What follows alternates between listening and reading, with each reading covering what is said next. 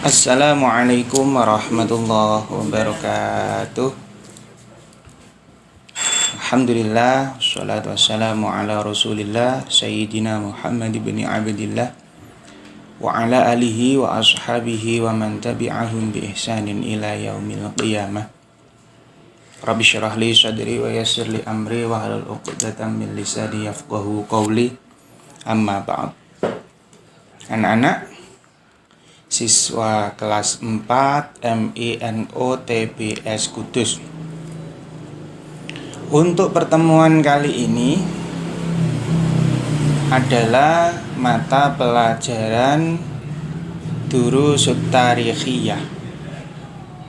Pelajaran Durusut Tarikhiyah. Pelajaran ini menerangkan tentang sejarah daripada Rasulullah Shallallahu Alaihi Wasallam.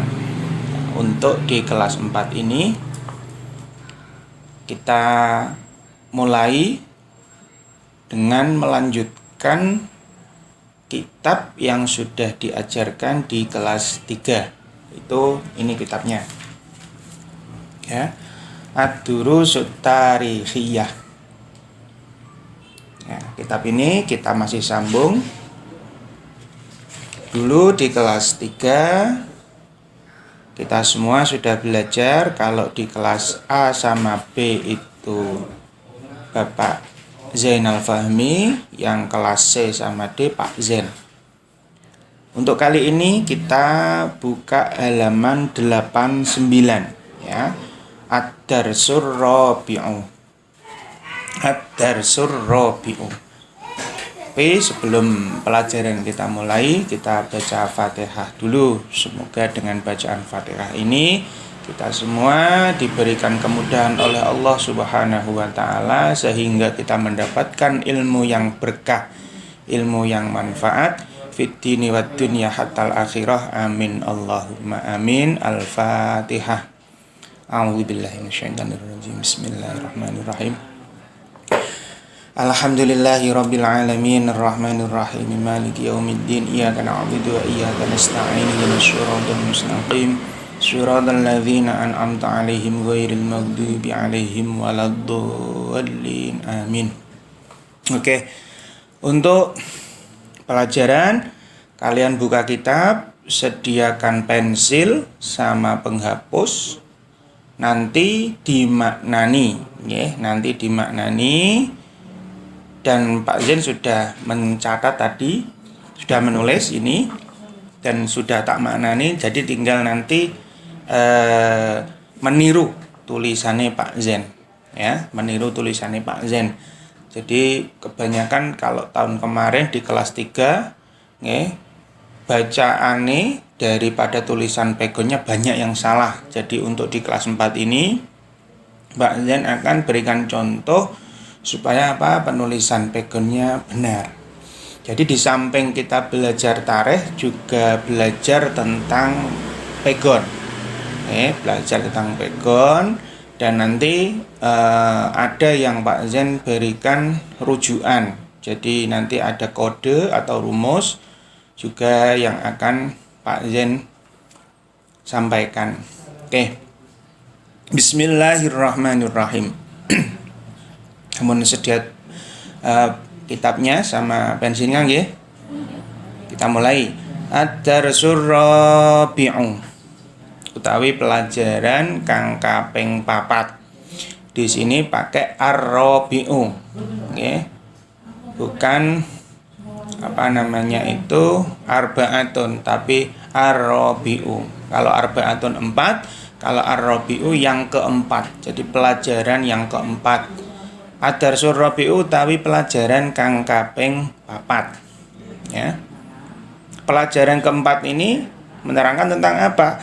Safaruhu al-awwalu ila Syami. Ya, safaruhu al-awwalu ila Syami. Safaruhu iku nerangake tindakane utawi tindake Kanjeng Nabi Muhammad.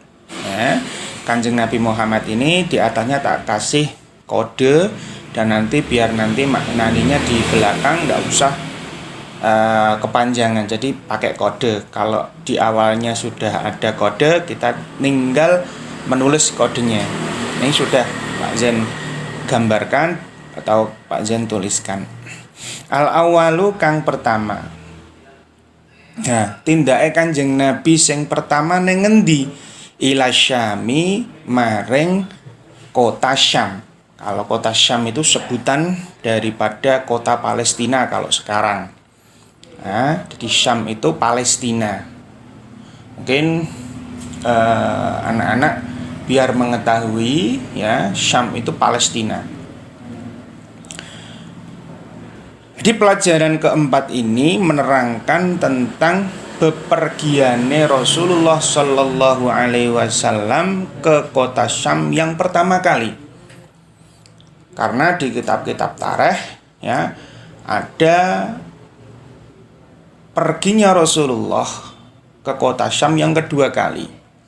Kalau yang pertama ini ditemani oleh atau diajak oleh pamannya sendiri, yaitu paman Abu Thalib. Nanti di belakang akan diterangkan atau kita bahas, kita ulas. Fisanatis saniyata asyrota iku tetep ing dalem tahun kaping 12. Lah ini kalau di kitab ini 12, ada yang mengatakan 9. Min umrihi saking yuswane Kanjeng Nabi. Jadi ini perbedaan pendapat antara beberapa ulama tentang sejarah. Ada yang mengatakan 9, ada yang mengatakan 12. Kalau kita pelajari pada pagi hari ini atau kali ini, yang umurnya 12. Ya, yang umurnya 12. Enggak apa-apa, tinggal milih saja. Fisanatis saniyata asyrota iku tetep ing dalem taun kaping 12 min umurihi saking yuswane Kanjeng Nabi.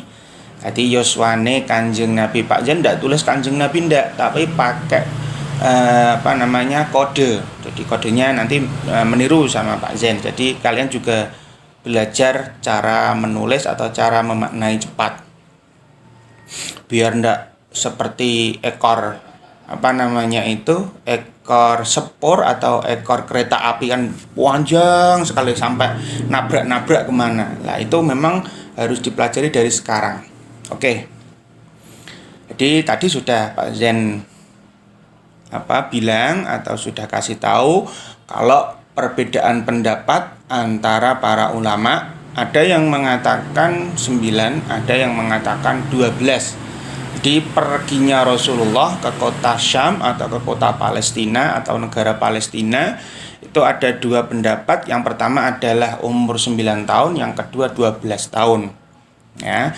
Kalau di kitab kita menerangkan yang 12 tahun. Safaro tindakan.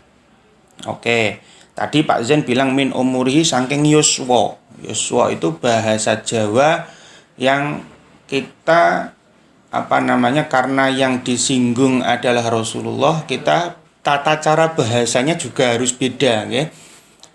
Jangan kita ngoko yuswa, ya. Yuswa itu umur. Safaro tindakan. Amuhu sopo pamane Kanjeng Nabi. Jadi yang pertama kali itu bepergian adalah pamannya, pamane Rasulullah Shallallahu Alaihi Wasallam. Abu Thalibin rupane paman Abu Thalib.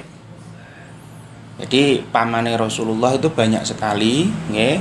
Di antaranya adalah paman Abu Thalib. Nah ini yang pertama kali yang bepergian.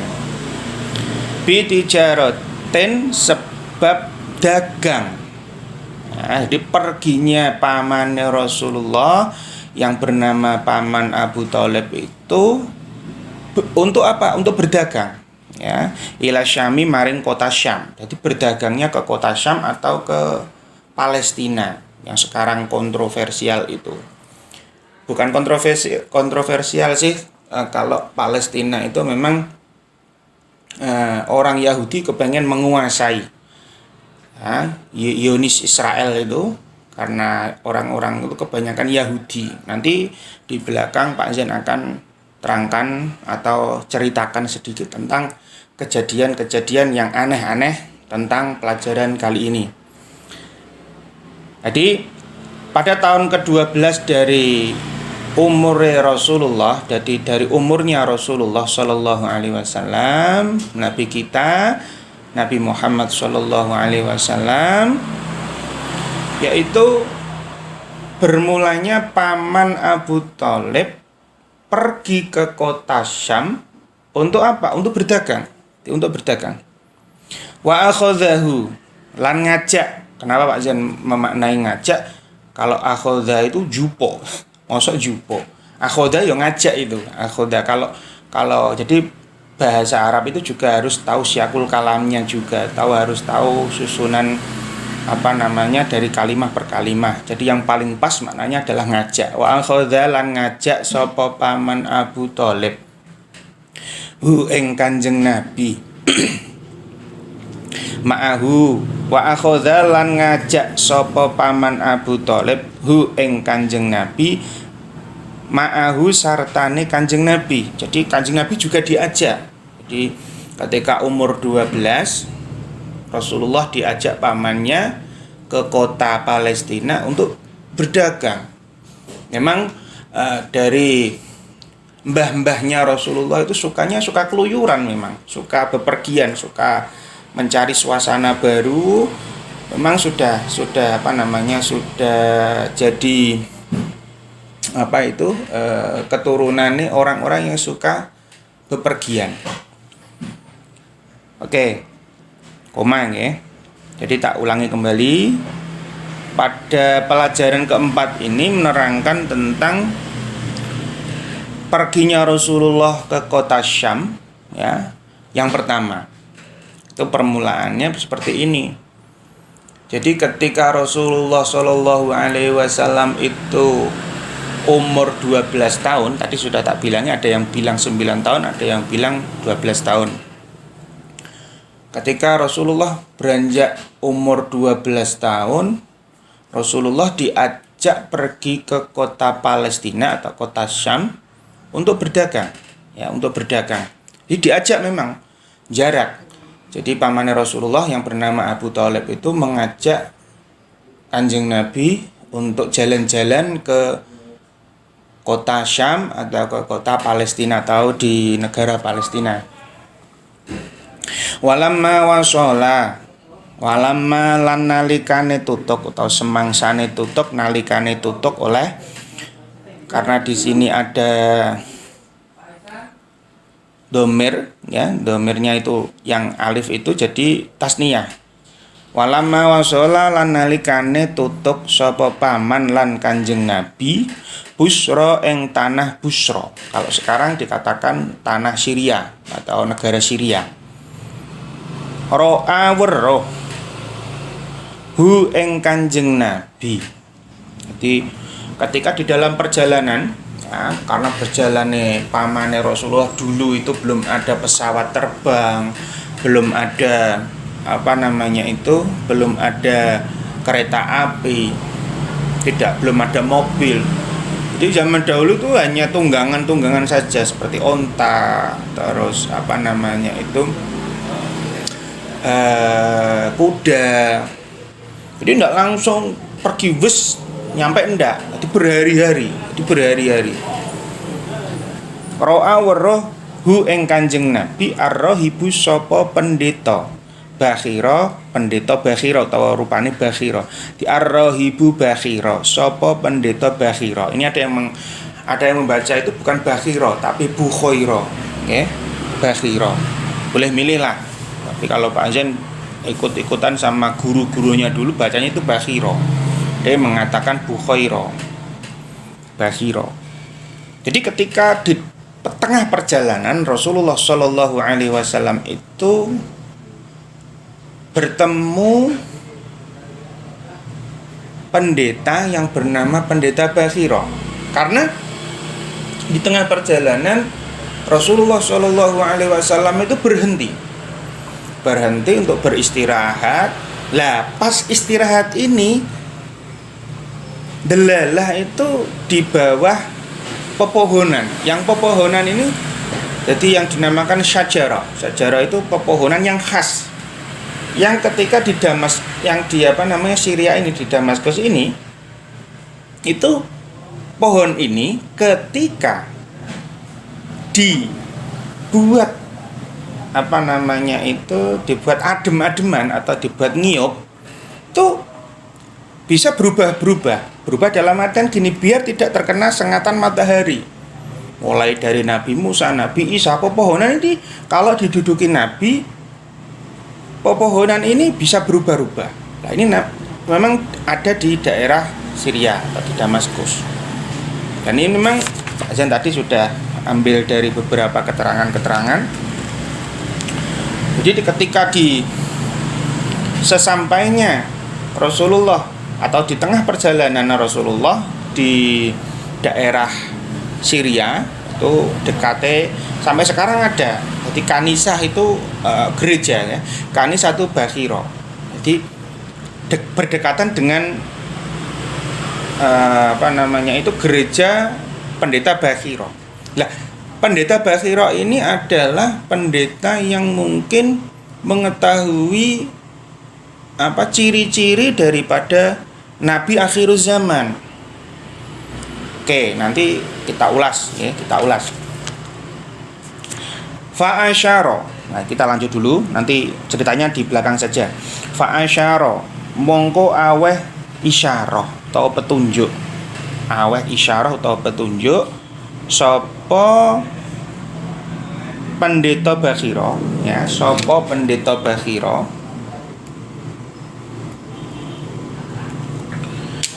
aweh petunjuk ring sapa ala ammihi ing atase pamane Kanjeng Nabi. Jadi pendeta Bakhira memberitahu atau memberikan petunjuk kepada paman Abu Thalib tentang apa? Ayarji'a ing yen to balik mulih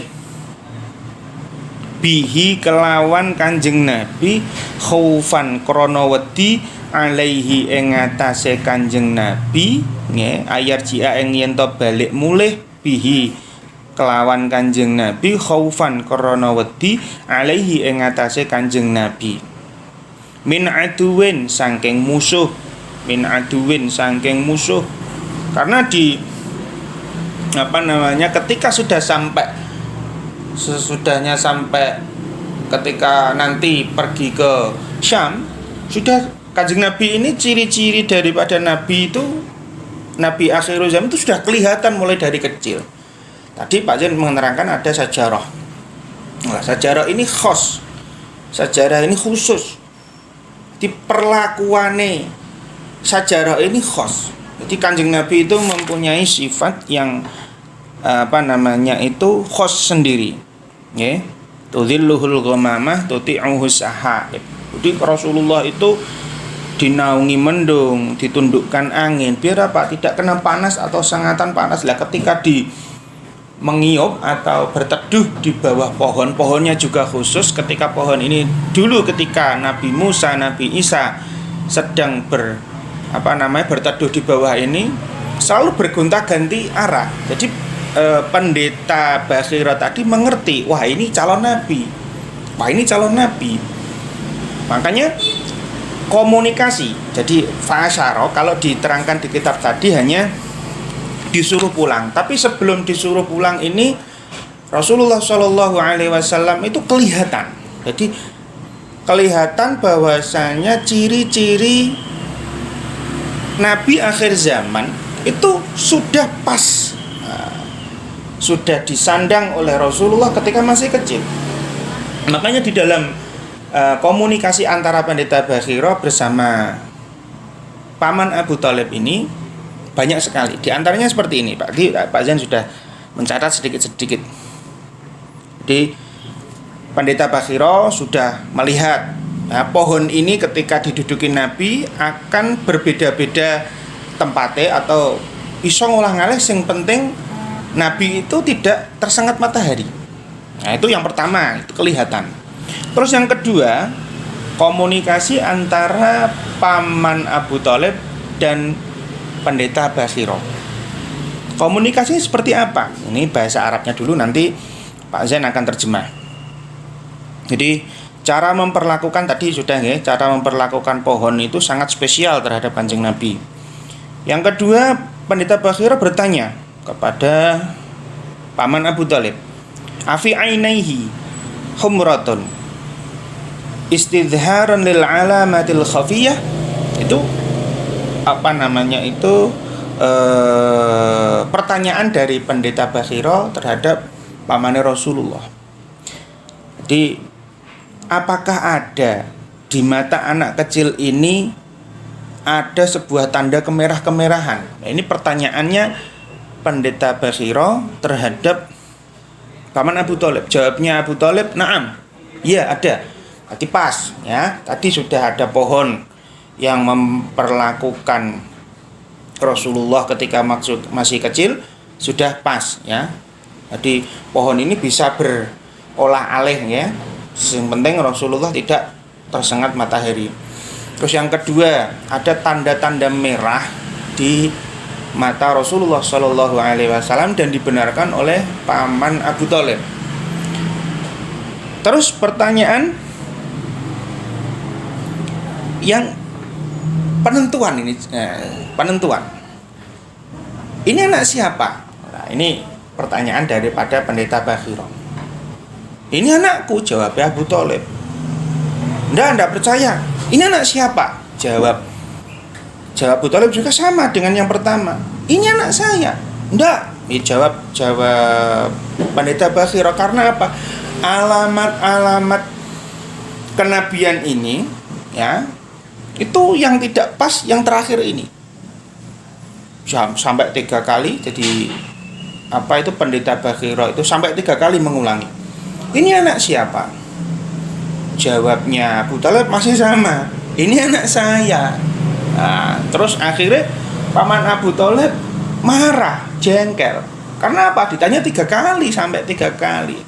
Lantas kenapa kalau ini anak saya? Itu tanya Abu Thalib kepada pendeta Bakhira. Jawabnya pendeta Bakhira gimana? Ciri-ciri khas ini anak adalah Nabi akhir zaman tidak pas ketika saya tanya yang ketiga kali ini. Karena apa? Ciri-ciri anak tersebut sudah pas semua. Yang terakhir ini saya eskal, saya ragu. Karena di dalam kitab-kitab terdahulu disebutkan bahwasanya anak kecil yang nantinya jadi nabi adalah tidak mempunyai ayah alias yatim. Baru Abu Thalib menjawab, iya, ini ponakan saya, bukan anak saya. Itu jawabnya Abu Thalib. Jadi Abu Thalib menganggapnya anak karena mulai dari kecil sudah diasuh. Tapi kalau menurut pendeta Bakhira, karena diterangkan di kitab-kitab terdahulu, ada kitab Injil, kitab Zabur, itu sudah diterangkan ciri-cirinya itu tidak mempunyai ayah. Terus akhirnya paman Abu Thalib cerita, ya, ini keponakan saya, ini anak daripada saudara saya bernama Abdullah yang meninggal ketika anak kecil ini masih di dalam kandungan ibunya. Lah, pas berarti. Nah, akhirnya tadi kan fa'asyara ya, memberikan petunjuk, disuruh pulang. Nah, itu permulaannya seperti ini. Wahai Abu Thalib, anak kecil ini sudah ditunggu-tunggu oleh orang-orang Yahudi Palestina. Diulangi lagi. Anak kecil ini adalah besok ketika sudah dewasa akan menjadi nabi yang terakhir, nabi akhir zaman. Makanya paman Abu Thalib ini disuruh pulang oleh pendeta Bakhira. Karena apa? Untuk menyelamatkan. Karena orang-orang Yahudi Palestina itu tidak terima. Ya, tidak terima karena apa? Karena dinasti kenabian ini bukan dari orang-orang Yahudi, keturunan orang-orang Yahudi. Karena orang-orang Yahudi itu Yahuda bin Yakub bin Ibrahim, sama-sama daripada Nabi Ibrahim, tapi jalur nasabnya tidak melalui nama Yahuda. Yahuda bin Yakub bin Ibrahim. Padahal Rasulullah itu jalur nasabnya, jalur silsilahnya itu melalui Nabi Ismail. Jadi Nabi Ismail terus Nabi Ibrahim, bukan Nabi Yakub. Karena Nabi Ismail sama Nabi Yakub ini saudara, ya, saudara. Oke. Makanya Rasulullah bersama paman disuruh pulang. Karena ciri-ciri anak ini sudah ditunggu-tunggu dari lama. Kalau sampai konangan atau sampai diketahui oleh orang-orang Yahudi akan dibunuh. Ya, akan dibunuh.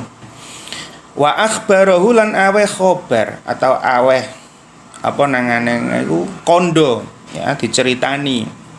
Sopo lan aweh khobar sapa pendeta hu ing paman Abu Thalib anallahu sak temene Kanjeng Nabi, ya, sya'nan fil mustaqbali. Sya'nan itu dadi peristiwa atau sesuatu yang besar. Ya, mereka sudah tahu, orang-orang Yahudi Palestina sudah tahu kalau orang kecil ini sampai dewasa itu menjadi nabi. Makanya ketika diketahui kalau ini Muhammad kecil ini besok ketika sudah besar jadi nabi, makanya akan dibunuh oleh orang-orang Yahudi. Karena tadi orang-orang Yahudi tidak terima kalau dinasti kenabiannya itu tidak dari jalur mereka, tidak dari jalur nasab mereka. Faraja'a mongko mulih sapa paman bihi kelawan Kanjeng Nabi. Faraja'a mongko mulih bihi kelawan Kanjeng Nabi ammuhu sapa pamane Kanjeng Nabi. Abu Thalibin rupane paman Abu Thalib ila Makkah maring kota Mekah. Oke. Ya, sampai ini dulu. Jadi ini permulaan cerita ketika Rasulullah Shallallahu Alaihi Wasallam itu diketahui khalayak umum karena sesampainya pulangnya paman Abu Thalib bersama Kanjeng Nabi sesampainya Mekah itu menjadi viral. Kalau bahasa sekarang viral, ya, langsung tersohor, ya, menjadi gunjingan hangat, menjadikan hot news kalau bahasa Inggrisnya itu, menjadikan viral. Ada yang percaya, ada yang tidak percaya. Bahkan yang mempersiapkan kenabian ini adalah dari Bani Hashim dan Bani Muthalib, ya. Sampainya Makkah ramai. Ada yang percaya, ada yang tidak percaya. Jadi termasuk Khadijah ini sangat-sangat percaya. Karena apa? Siti Khadijah ini punya gurunya ini pamannya sendiri, namanya Waraqah bin Naufal. Punya paman yang ahli penginjil, cara gampangane ku mahir tentang kitab Injil, tahu kandungane kitab Injil, jadi tahu persis ciri-ciri Nabi di akhir zaman itu sudah diketahui. Makanya Siti Khadijah ini adalah orang pertama yang masuk Islam dari golongan ibu-ibu. Karena nuwun sewu nggih, Siti Khadijah menikah dengan dengan Kanjeng Nabi itu sudah janda, sudah janda. Jadi pertama kali dari bapak-bapak itu Abu Bakar, dari ibu-ibu itu Siti Khadijah, dari pemuda Sayyidina Ali, dari golongan dari golongan pemudi atau itu dari dari putrinya Rasulullah Shallallahu Alaihi Wasallam Sayyidatina Fatimah Az-Zahra. Terus karena Siti Khadijah ini sangat percaya karena ciri-cirinya pas terhadap Kanjeng Nabi Muhammad Shallallahu Alaihi Wasallam. Ini tahu. Bahkan di pelajaran yang akan datang itu perginya Rasulullah yang kedua kali ini ditemani oleh ajudane Siti Khadijah. Jadi ini keterangan nanti saja kalau sudah ini sudah selesai. Punya paman yang bernama Waraqah bin Naufal, ini sangat-sangat penginjil. Di akhirnya beriman Siti Khadijah ini. Nah, jadi tadi jadi perjalanan Rasulullah Shallallahu Alaihi Wasallam diajak oleh paman Abu Thalib pergi ke Syam atau ke negara Palestina. Di pertengahan jalan, belum sampai ke Palestina, di tanah Busro atau di tanah Basro atau di tanah kalau sekarang itu di Syria, Damaskus, ya. Terus ketemu Bakhira, tidak melanjutkan perjalanan tapi pulang, ya. Berarti gini, siapa yang pertama kali tahu orang yang mengetahui ciri-ciri Nabi dari awal? Siapa? Yaitu tadi paman Abu Thalib. Sing ngandani sapa? Sing ngandani nggih Pendeta Bakhira. Sekian untuk pelajaran tarikh pada hari ini. Tulisannya itu sedikit tapi keterangannya tekan ngendi-ngendi karena cerita. Karena yang pelajaran tarikh itu ya cerita itu intinya. Jadi cerita, bukan maknani nulis mboten, tapi memang cerita biar anak-anak itu paham. Ya, sedikit dari Pak Zen, walaupun kuotanya menghabiskan banyak, semoga ada gantinya, ya. Apabila ada kekeliruan, itu murni dari Pak Zen sendiri, karena kekurangan dari Pak Zen sendiri. Apabila ada kelebihan, itu dari fadl Allah Subhanahu wa taala. Sekian dari Pak Zen. Mohon maaf apabila ada kesalahan, dan Pak Zen akhiri dengan Allahul muwaffiq ila aqwamit thoriq. Assalamualaikum warahmatullahi wabarakatuh.